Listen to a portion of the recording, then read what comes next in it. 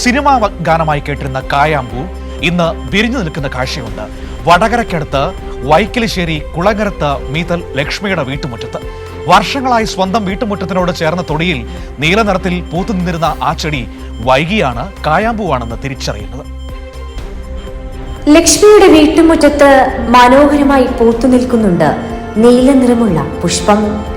കാഴ്ചയിൽ സുന്ദരമെങ്കിലും ആർക്കും അറിയില്ലായിരുന്നു മനം നിറയ്ക്കുന്ന ആ പുഷ്പത്തെക്കുറിച്ച്.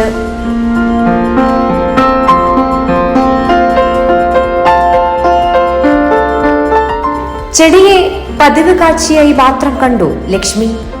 എന്നാൽ അടുത്തിടെയാണ് ആ മനോഹരമായ പൂക്കൾ കായാമ്പൂ ആണെന്ന് തിരിച്ചറിഞ്ഞത്. ആ തിരിച്ചറിവിന് ശേഷം ഓരോ പൂവും ലക്ഷ്മിക്ക് പുതിയ അത്ഭുതവുമായി മാറി.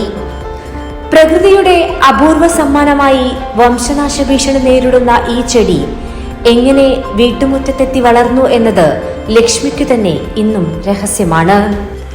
ഈ മരം 4-5 വർഷമായി ഇവിടെ. ഇപ്പം 3 കൊല്ലമായി പൂക്കുവാൻ തുടങ്ങിയിട്ട്. ഇത് എന്തെന്നാ പൂവെന്ന് ഞങ്ങൾക്ക് അറിഞ്ഞുകൂടാ. ഇപ്പം ഓരോരുത്തർ പല ആൾക്കാരും വന്ന് നോക്കിയതിന് ശേഷം ഇത് കായാമ്പൂവെന്ന് പറയുന്നു. ഇതിൻ്റെ ചപ്പിന് നല്ല മധുരമാണ്. ഇപ്പം പല ആൾക്കാർ ഇങ്ങനെ വന്നുകൊണ്ടിരിക്കുന്നുണ്ട്. വന്ന് നോക്കിയിട്ട് ഫോട്ടോ എടുത്തിട്ട് പോകുന്നുണ്ട്.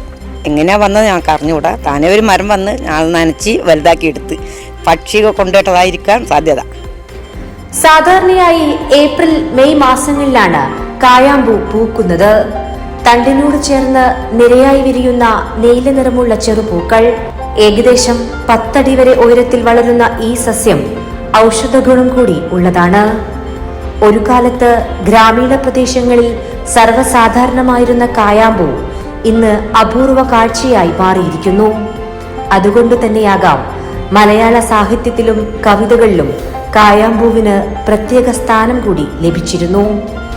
സിനിമാ ഗാനത്തിൽ മാത്രം ഇപ്പോൾ കേട്ടിരുന്ന കായാമ്പൂ വൈക്കിലിശ്ശേരി മനയിലെ ഒരു സാധാരണ വീട്ടുമുറ്റത്ത് വീണ്ടും നീലസ്മിതമായി വിരിഞ്ഞിരിക്കുകയാണ്. കൈരളി ന്യൂസ്, കോഴിക്കോട്.